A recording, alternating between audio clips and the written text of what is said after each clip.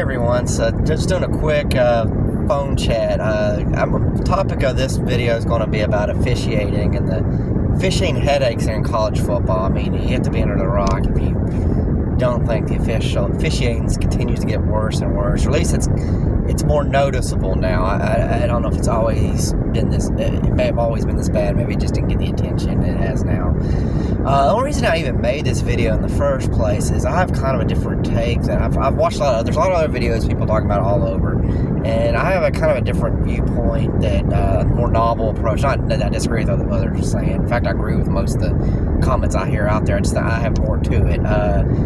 So, a lot of people are saying stuff like, we need to have one set of referees that are based on conferences. I agree with that.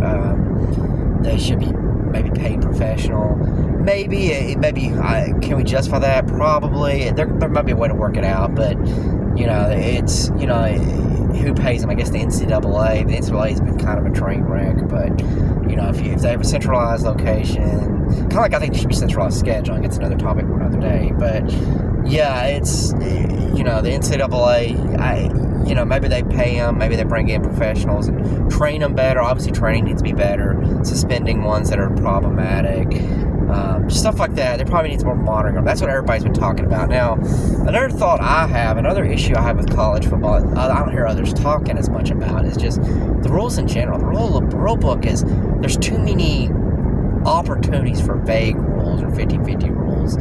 And some good examples that I can think of is, I think holding. Holding's a very vague call, and it's a 10-yard penalty. Why it's a 10-yard penalty has always boggled my mind. Why is it not a 5-yard penalty instead of a 10? 10 is very harsh for holding, but, it's not even clear what is holding or what not. That comes up a lot, and a lot of no calls on it too.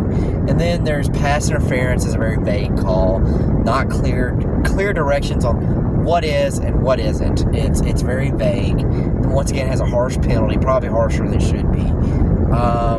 Targeting, I like targeting as a call. Again, it's very vague reaction. I think the vagueness is going to be harder to get away on that one, but one thing I think there should be a 2-strike rule. You shouldn't be instantly suspended for targeting. I think players should get, I'm trying to get over another lane. Players should get 2 opportunities, and that would be my main change in that one. But I just think a lot of rules, then how you catch it and holding possession and fumbles, there's a lot of oddity rules out there that just leave it open to where it sets referees up to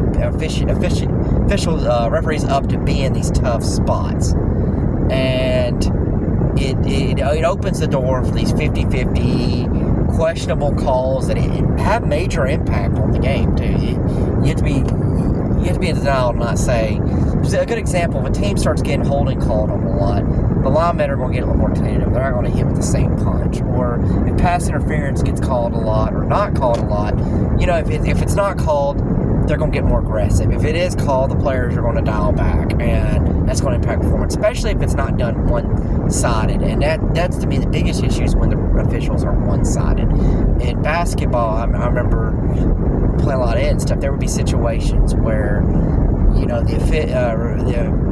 the referees in it, if they called a 50-50 call to Team A, the next 50-50 call they would agree on would go to Team B. And there needs to be something like that in football as well. I mean, a good example that nobody talking about it because Tennessee won, but Tennessee-Arkansas game. Arkansas had 1 penalty, Tennessee had like 20.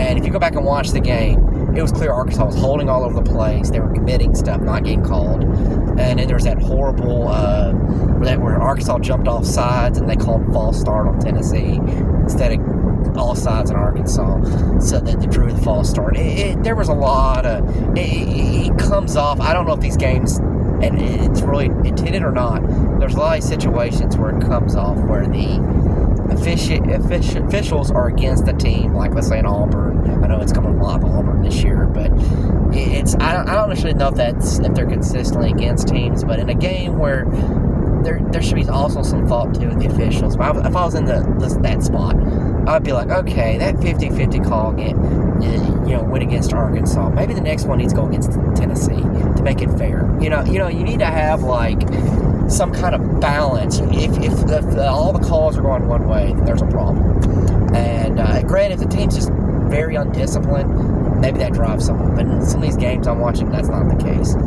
There's situations going both ways, and that's what creates a lot of the officials are driving the outcome of the game, which happens sometimes. Officiating is a bigger part of games than some people do say, oh yeah, the better team should always win. No, the officials can really drive. I mean, you got a aggressive pass rusher and you start not calling holding, and the players start holding him, he's not going to be an aggressive pass rusher anymore. You've just impacted that team's ability to sack the quarterback, to put pressure on the run, to get tackles for loss, all that. So officials can very much impact a game, and anybody that says otherwise is just in denial. They can, and they have done it in the past. Now, I don't necessarily agree maybe that they're out to get certain teams, but they have impacted things. But that's kind of my rant for the day. I just really think that you really want to fix the problem. Also look into the rule book.